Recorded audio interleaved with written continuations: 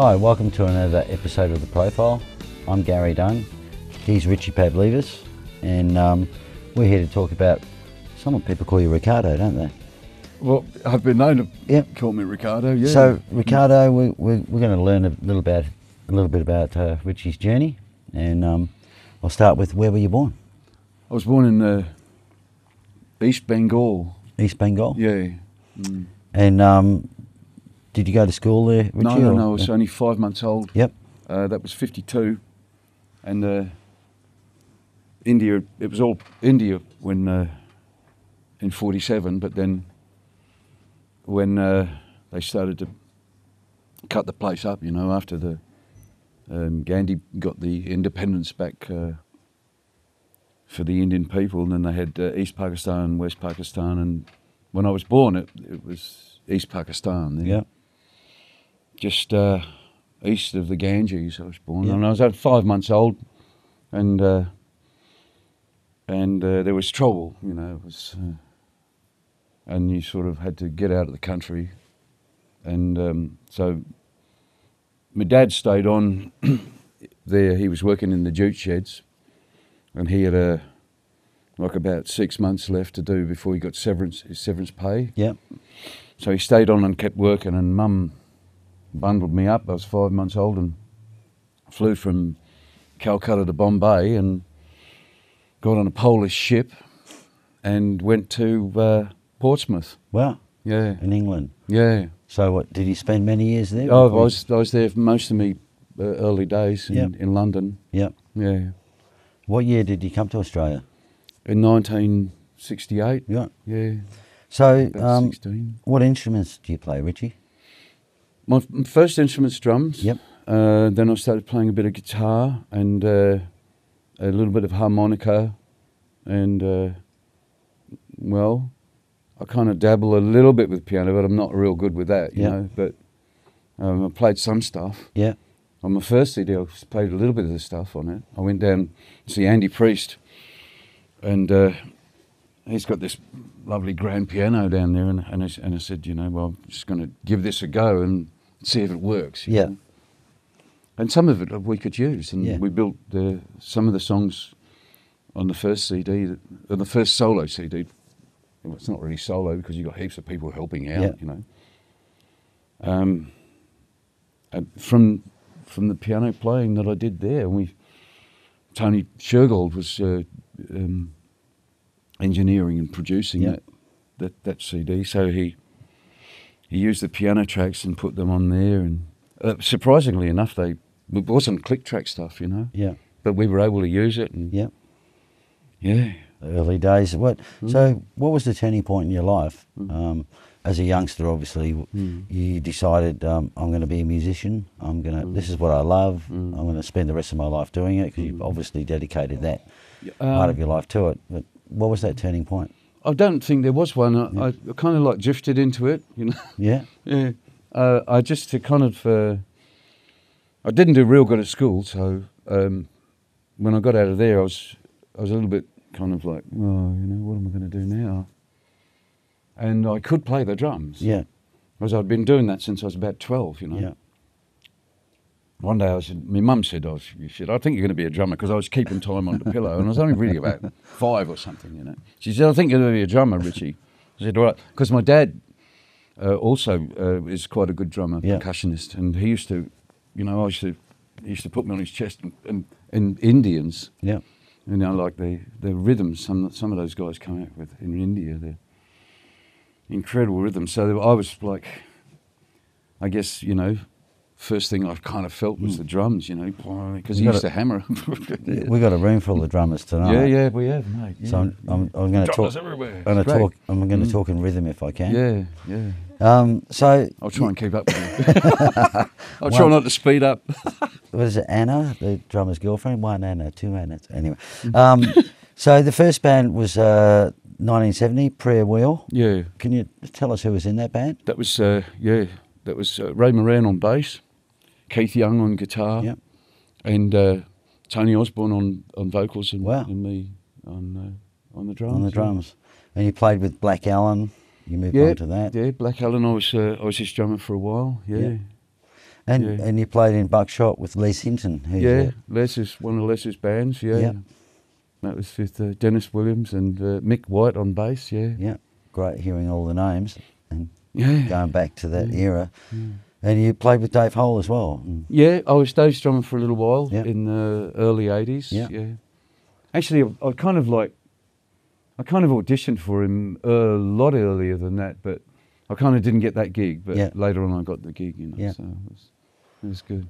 But actually, I wasn't on drums in Full House. Yeah. That was my first gig, getting out and trying to, trying to play guitar. I was the rhythm guitar player and the singer, How many drummers would actually think of getting out there? And Warbo was on drums. Oh, right. Yeah. Yeah, so, yeah. And a favourite of ours, Jim Rossiter, who we've had on the show, you played in a band called Catch with Catch. Jim. I was with Jim in Catch, yeah. Who else was in that band, Richie? Alan Guppy on bass. Alan Guppy. Alan Pithers on piano. Oh, yeah. Big lips. Sue Black was in the band for a while too, Yeah, we're trying to get Sue on the show as well. Yeah. We have too many great muso, too many men and not enough women on the show. Yeah. So. You joined Barrelhouse.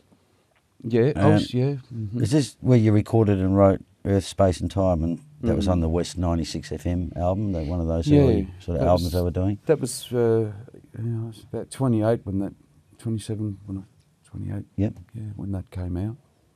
Because that was quite successful, that whole run of albums they did. Yeah, Molly hated it, though. He gave me a cute kicking for it over there when it got over there, but a lot of people liked it, and they said, oh, is that one of your songs? Yeah. But that was produced really by Bill Atkinson.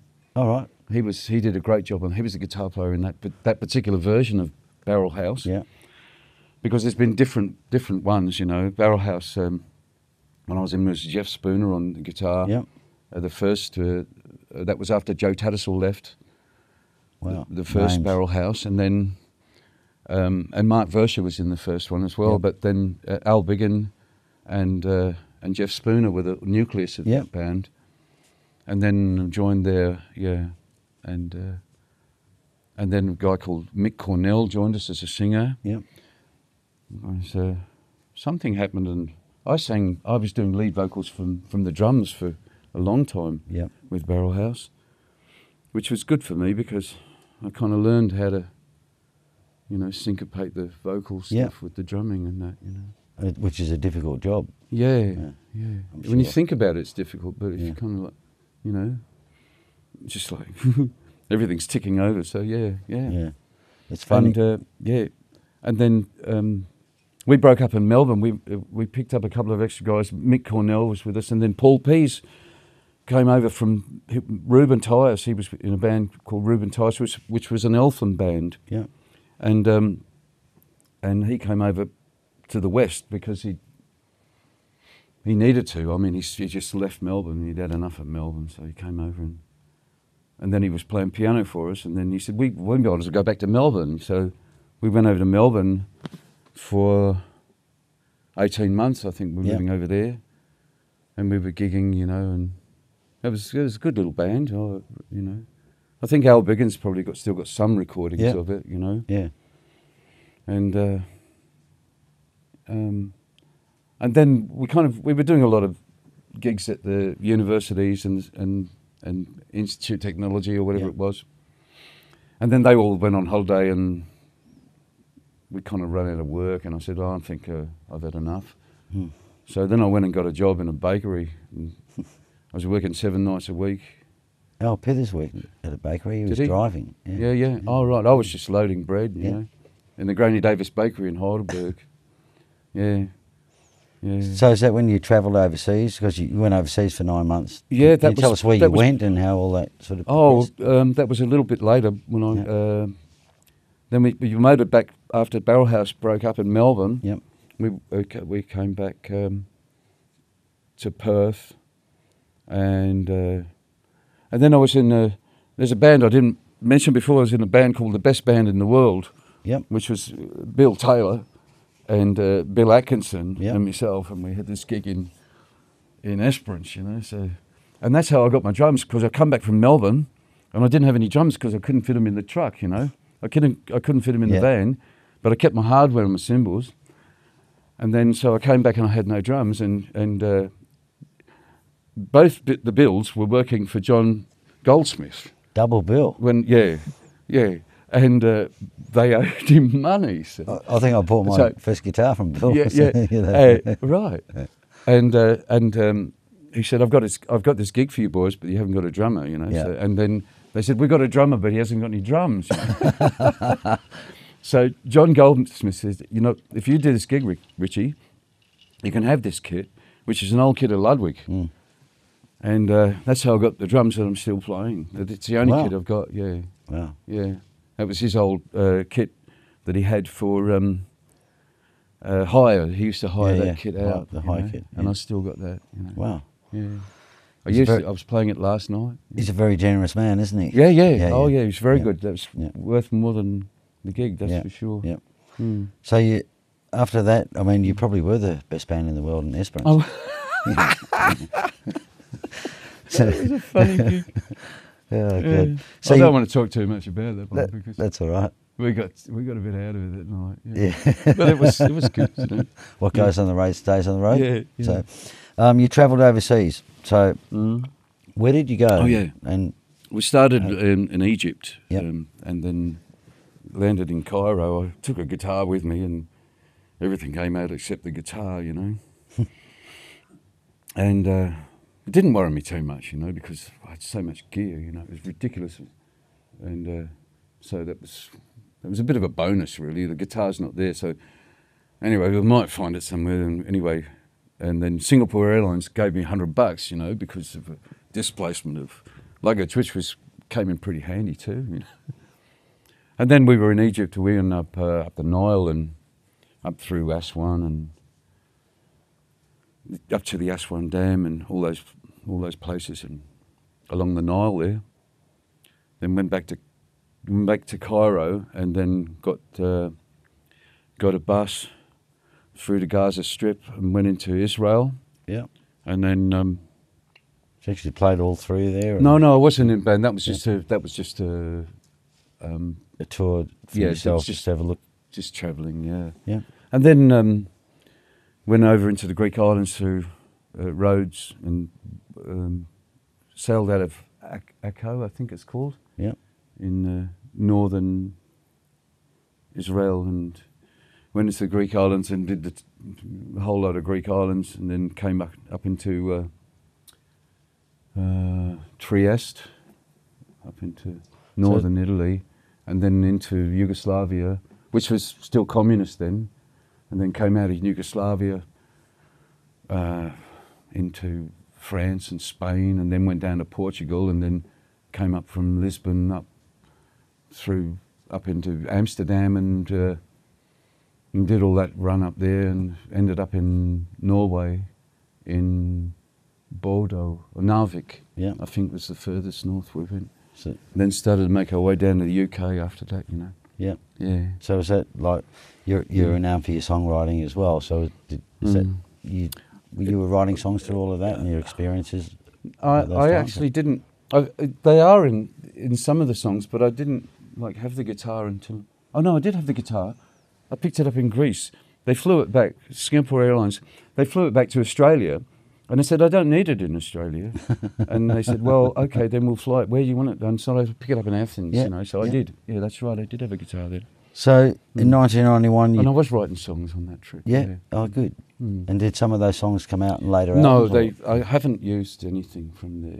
It's not been recorded. Yeah. I've got really hundreds of songs. Sitting there. Yeah. I don't even remember because they're on tape and everything. I don't have a tape recorder anymore. And some of them are on 244. You need ProCopy. Come in, bring them to Mark. Mark will transfer them all. Won't you, Mark? Can you do that, man? Oh, yeah, absolutely. Yeah. I used to record the 244 at full speed, you know, to try and get a bit more quality. Yeah, thanks. Speaking about ProCopy, we've got Pub Legends of Perth. Oh, yeah. Which... you can get at www.procopy.com.au. Give you a bit of a plug, Mr. Whitehouse.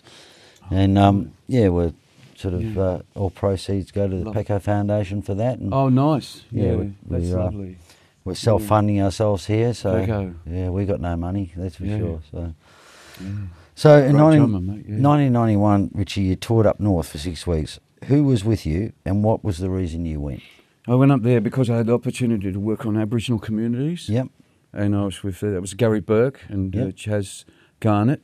Yeah, all right. And Anna Pemberton and Mary Higgins. Yep. And Sam LeMan. Right. And that was a great tour, which actually started in Jigalong, which is not Kimberley. And we went out to Jigalong, and that was a real experience. That's incredible, you know. Yeah. I went out there and I thought, my God, you know, it was like it's like going to somewhere where there was really underprivileged people, and Yeah. there was no fresh water and there was no good tucker. Yeah. It was all terrible, you know. I cracked up really in Jigalong, and Chaz looked after me, you know. Yep. He said, "It's all right, mate, you know." You can. But anyway, that was a very spiritual experience up there, because that's where a lot of the Aboriginal law, as I understand it, is like made, and there's a lot of really important meetings. Yeah. And a lot of really intense frequencies of different tribes coming together for Yeah. that. And up there, you know, if somebody dies, you don't call them their name. You don't say their name anymore, you know. You say Nabaroo. Yeah. So everybody up there is Nabaroo. So you can't, it doesn't matter. Hey, how you going, Nab, you know. So nobody. Yeah. Yeah. Wow. It's cool. It's cool. Yeah. And that was Gary's thing. And Yeah. so I actually got the gig as a photographer for that, because I was one of my. I had a mate in Sweden who showed me how to make photographs with just doing time exposures, Yeah. which is perfect for photographing black people, because I would take your reading off. I used to take my reading off my jeans if Yeah. I couldn't, say, get my light reading off, and I'd just slow my exposure down, and all the background would be sort of really bright. But some of the photos worked out good. Yeah. But they belong the photos all belong to the Jovial Crew, or the company, you know, the Kitchen Records, actually. Okay. Yeah. Yeah. Wow. So that's all their stuff, you know, Yeah. because they paid for all the film and all the processing and everything. So they own all those. Wow. Yeah. Some of them have gone missing. You know, I don't know where they've gone, because I haven't got them. At least you got funded. Yeah. So, you know. Yeah, we got funded Yeah, for it. yeah. Yeah, that was Gary's. Gary was very good at that. He was. Yeah. Yeah. So you wrote your first album, Mm-hmm. 1998. Well, you wrote all the songs on it. Yeah. And one of the songs here is one of my favourites, the Kannamma Chapel. Mm. So can you tell us a little bit about Yeah. that experience and how that came about? Yeah, the Kannamma Chapel started. We were coming down. We'd been playing in Point Samson, and what happened was we were coming down, and the next gig was Carnarvon, and there was this huge, like, black piece, and over the road, and we were coming down the road. This huge storm, and I thought to myself, you know, by the time we get there, it's all going to be gone, you know. And we got closer and closer, and it just got darker and darker, and it came down, and we were in Rick's old Valiant 79, you know, with a trailer, and then we got into it, and it just came down on us like there was somebody just tipped a bucket up on us, Yep. and everything got soaked, you know. And that's the first verse of the song, because we got in there and everything was soaked, and then me and Rick, we went down to the jetty, and there was this old boy in the museum called Bill Miller, and he was talking to us about Carnarvon, and he's going, well, you know, Carnarvon could have been the most successful tourist destination in all of Australia, in all of Western Australia at least, you know. And he's telling us all these stories about how they used to mine mica, because it was the best during the war when they needed the mica for some sort of, you know, communications thing. They used to mine it just up the road, and that was in during World War II, and then he came up with this thing where the council made the river go out this way, and he said, I told him, next time the next cyclone comes, you change the river, you're going to have trouble, and it's going to flood the town. And sure enough, that happened. You know, so really it was song about the song starts with we're coming into the storm, and then it's about Bill Miller telling us the story about how because it used to be a great beach. You used to go and pick up, because in Barrelhouse we used to tour up to. We used to go and work in Tucky's Port Hotel up there. Yeah, wow. And we used to spend a lot of time on the beach and out on the blowholes up there, you know. And used to be able to pick up these beautiful stones on the beach, and they'd be like garnets and quartz and all that stuff. And then when I got up there the next time, it was just all mud, you know. Yeah. And I said, why is it all mud? And that was when Bill said, you know, they changed the mouth of the river, mate. So you talked about Rick. I presume that's the Hot Biscuit Band, Rick Steele. When did you join with Rick? And I can't remember the exact date, but it was. We kind of drifted together. I think you know, really. He used to ring me up when he needed me, and then we kind of got a bit closer. I got more used to his stuff, and I was his drummer. I'm still his drummer. Yeah, you know, I did a gig with him last night. Yeah, cool. Yeah. And you obviously you went to Switzerland in 2000. Yeah, when I met. Yeah, well, after we met my beautiful wife Gabriella. Who we've met. How are you, Gabriella? She's right here with us. Thanks for coming in, helping me out. There's a bit of a shot for you. Yeah, a bit of a plug. We met in the Bayswater a hotel. You know, and it was. And then after when we got that. When we got together, then we went out to. Well, you really took me out there, showed me where you're born, and then I got this gig. You know, I'd been doing a little bit of soloing, because all through the time I used to be really kind of scared of getting out there, jumping out from behind the drums. Yeah. So I used to push myself a bit, and I used to go on the TV. I went on some talent quest once. Burjo was doing the talent quest once. John Burgess? Yeah. And so I thought I'll have a go at this, because I just needed because when the camera goes on, you know, you go, like this, you know. I know that feeling. and I even get that in radio stations. Yeah. And then, so I thought I'll have a go at this just to get the experience of, you know, standing up in front of a camera.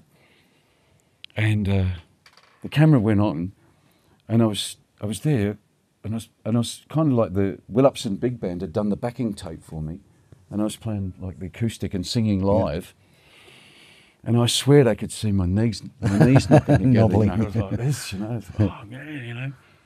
And then I sort of resolved to try and get a little bit more experience at getting out from the drum kit. So I used to go out, even in Catch, I used to go out and I said to the boys, what about giving me a go? And I'll get out there and sing a couple of songs. And they say, occasionally they say, all right, mate, go on, have a go. Like Ringo, obviously. Wasn't that a joke? There was a joke about, what was it, Phil? What was the joke? The Ringo joke he told me. About the last thing the drummer says or something. No. Oh, come on, boys, let's do one of my songs. That's right. It's really hard sometimes when you're a drummer, when you're writing. It's hard to get the band to. So Barrelhouse always did my songs, the early days, but after that it became quite difficult, you know. It was. So moving along, 2002, your dad did the front cover of this album here called Minstrel. Minstrel, yeah. I hope I'm holding that up right. It's one of my dad's paintings, yeah. And that I wrote the song around the painting. Yeah. Excellent. And so these days you spend what, 6 months around here, and then 6 months in Switzerland, or and you're gigging in Switzerland, and a band or more solo. Occasionally I've got a band. Well, what's the music scene like in Switzerland? Is it? Well, it's quite different to here. Wow, yeah, it's great. What I do, Gabby's like managing all the process of getting the gigs and all that stuff, and then I go and play them as a soloist most of the time. But when I need a band, I can call up a band if I need it. Yeah. And the boys did a pretty good job on one of the festivals we did, the last one. Yeah. the Beulah Blues Festival. Yep. We know them. Like, I'll go and play at the Beulah Blues Club. Yep. And they're really good to me there. They're great. And You know, they're really, they're very generous people. And, you know, like it's a hat collection, but we make more money through the hat than we do if you charge a fee. You know? oh yeah, Yeah, it's crazy. probably make more money than most people these days. I mean, none of us. It's pretty hard making the money. So Yeah, well, the money has been really good in Switzerland. But I don't make as much as a lot of the Swiss musos. yeah. But compared to what you make in Australia, you know, it's a lot better. So another album, 2007, Moving On. That one there, Strawny, and then the latest album you've got, or this is your latest release, Hope yeah, Street. that's the latest release, Hope Street. Hope Street. Thanks Yeah. for bringing these in, and we'll probably You're get welcome. a cut of these later. And we've got to give the Charles a mention, Richie Pavledis, live at the Charles. Live at the Charles. That's Wouldn't be the got a same lot if of you blues didn't give covers Charles on a it. plug, would it? Huh? No. No. We've actually I'm sure got they'll be happy about We've it. actually got a certificate here for you. Yeah? Well, You're the only person in the 50 episodes we've done that has ever brought all of the tapes, all of the stuff. You emailed it all through before. So, Gabriella. organised. See, there's a woman involved. Yeah. So, Yeah, I'd she's like the to one. present this Thank to you on the team Thank you very much. from the team I'll of the accept this profile. on behalf of both of us. Yeah. Read it later. Yeah, So, thank you. Just Yeah. moving sideways a bit. Thanks. What was your favourite band growing up? What was the band that influenced you the most? Wow, you know, I used to really love listening to Jackson Brown. Yep. Yeah. And there was a lot of really good Aussie bands around too, you know. Yeah. Because you're predominantly a blues player, or Well, if you like, or yeah, I when I started playing the drums, I didn't have any lessons or anything, so I really didn't know what I was doing. Yep. I just walked with it. yeah, And for years I did that. But So- I could do it, you know. Yeah. And in those days you had to. Oh, there was a band called Slave I was in. Yeah. With Bill Taylor and Al Biggin and Mick Cornell and we used to be. They used to have all these stacks. All the guitar players thought they were Jimi Hendrix, you know. And there'd be no mics on the drums. You know? So you'd have to work your ass off, you know. yeah. And you'd be soaked, yeah. Guitar players are never that loud. No. So, what would your favourite band of all time be? I don't know, man. Don't know. No. No worries. You just Favourite band of all time? There's probably a big mixture of bands, Yep. really. I don't think there is one. yeah. I don't Too many to mention. Yeah. So, I'd love to sort of have one, but yeah. if you were stranded on a deserted island Mhm. and you could only take one album with you, what would that album be? Okay. It'd probably be Jackson Brown, probably. Yep. Lives in the Balance. Yep. I like that. That's a Great. good album, yeah. Yeah, absolutely. Yeah. So, the best Perth band you saw live, was there someone that sticks out there for you? No, there's a lot of them, but Yep. I wouldn't really pick one that sort of jumps up and Yeah. hammers me. There's a few you can Yeah. you can mention, or Yeah. Wow, man. hard questions. Yeah, it is a hard question. He writes the questions. Yeah. Sorry about that. Oh, but yeah, I can't really. Oh no, there's a lot of really good ones. You know, like there's these guys. You know, the Mag 7. Yeah. Steve Tallis was in some great Yeah, bands as well. Man, absolutely, like yeah. the Blues and Big Time Fred, the Chickens. They were There you great. go. You know, and You're on a roll now, mate. yeah, right. some of those boys. Yeah. Bakery. Yeah. Yeah, they were a great band. Yeah, you got a lot of Fantastic. bakeries. Yeah, they really fantastic. were Yeah. good. Yeah. So, what would your favourite TV show have been when you grew up, growing up? Did you have one? Well, I think I used to enjoy looking at Doctor Who a bit. Yeah. You know? Yeah, it was pretty cool. Yeah. You know, I thought that was pretty spaced out. you Yeah. know? Yeah, time travel and that, Yeah. wasn't that? Yeah. Exterminate. It's about to become a reality. Yes. Yeah. He used to scare me Without a bit the when I was dialects. young. Yeah. So, Richie, what does the future hold for you? Well, I don't know. I guess hopefully we just keep, we've got gigs over there. We're going back in April. Yep. And we've got some gigs lined up. Yep. Not a huge amount. But usually when we go there and you start up and then I say, oh, he's back, and so we get a gig here. And then we do a couple of gigs out in Austria, and that's really kind of nice. Yeah. Their Austrian people are really great. Beautiful. As well, they're more like the Aussies. Yeah. Yeah, they're sort of a bit loose, a bit more. They're party animals, Yeah. And they, well, the Swiss are as well, of course, but they bought me all this. The last we used to do the Aussie Barbie out there. Yeah.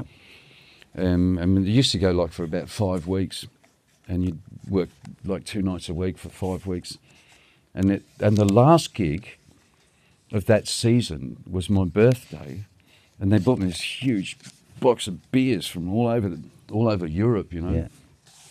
And then I started drinking them and saved all the bottle tops. So I've got my lagerphone now. Oh, cool. I've built a lagerphone, the first one I've ever made, and I've got all the old bottle tops from the case and bottle tops from wherever I My go. next and question. there's a party on, we'll go down there. And, I go keep a couple of these and start hammering them into my lagerphone. Yeah. It's come up pretty good now, isn't it? With a lovely old piece of Melaleuca I picked up in Fremantle. Somebody ripped it off a tree. So I just picked it up in Fremantle off the road, and it's perfect. It's got a big hoof on the bottom and Fantastic. narrow on the top.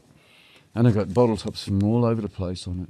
Yeah, a distinct sound. I was going to ask you, do you collect anything? Is that? That's what I've That's been it. collecting. Yeah. That's my next question. And stones, no, that's and stones that I pick up off the beach some places. Great. Yeah, we do that, don't we? Pick up shells and stones, and that's been more or less what we collect. Do you have any unfulfilled ambitions? Something that you wanted to do that I would, bucket list? yeah, I'd love to become more forgiving. Yep. And Forgive me for my questions. And no, that's all right, man. I think it's a good question, and I think I'd love to become more forgiving and more compassionate. Wow. More helpful. Wow. Wherever possible. Yep. And keep that in mind. And I'm working on some stuff with Craig Pinkney at the moment. He's been really helpful Craig, for me. he's a nice guy. And I wrote a song with Paul White as well, and Craig Pinkney, and we was partying one night, and a nice song came out of that, which is coming out pretty soon. Yeah. It's going to be an EP. Yeah. Excellent. And it's kind of 5 songs, and Craig's put a lot of time, and he's helped me out a lot. Great vocalist. Yeah. Oh, he's as well. amazing. Yeah. Yeah. He's actually releasing an EP very shortly. Yeah.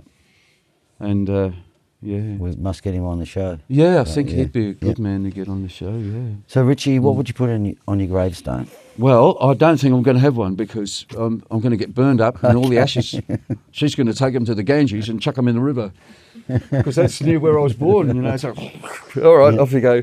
Yeah. But if I had a gravestone, I'd probably say, there is no death. We don't die. Yeah. We just keep going. Yeah. I don't believe in it, death. Yep. We just keep. You get out of this space and you wake up somewhere else. Yep. And keep going. Yep. Yeah, that's my belief. Well, I hope so. Yeah. Is there anyone Me that too. is there anyone you'd recommend to come on the show? Well, you've had a lot of the people like Wayne Breen and all the mob, and you mentioned Sue. You're trying to get Sue on. Yeah. Bob Payson would be a good one. Definitely on the list. Rick Steele. He on might the be list. a bit hard to get here. I think Al tried to contact Rick, and I don't think his missus will let him come out. Yeah. On a Monday night. Oh, I think she will, but but well, maybe not. Who knows? I don't know. I just get a pass, to get out on Monday night. But there's heaps of people that would be that would be great too. We're a glorious amount of musicians and characters. And Paul Marvin. Yeah. We went and saw him. I haven't seen him for how many years have it been? We've just been round his place today. He played. There's one CD that's not in there called Holly. Yeah. But we couldn't find a copy of it. Yeah. And Paul's on that. Paul Yeah. actually produced it. All right. And he played the bass on it, and the Yeah. guitar, and some of the keyboards on it, Wow. and everything. Yeah. He did a sterling job on his tiny little thing. And So do you have it a was great. website or anything Yeah, where we've people got a can website, buy? What? Give yourself a plug, Richie, It's where they can get your Richie music. Pavledis at Yahoo. No, sorry. That camera right there, All right, Richie. sorry. Talk into it. RichiePavledis.com. I never remember these Yeah. things. Yeah.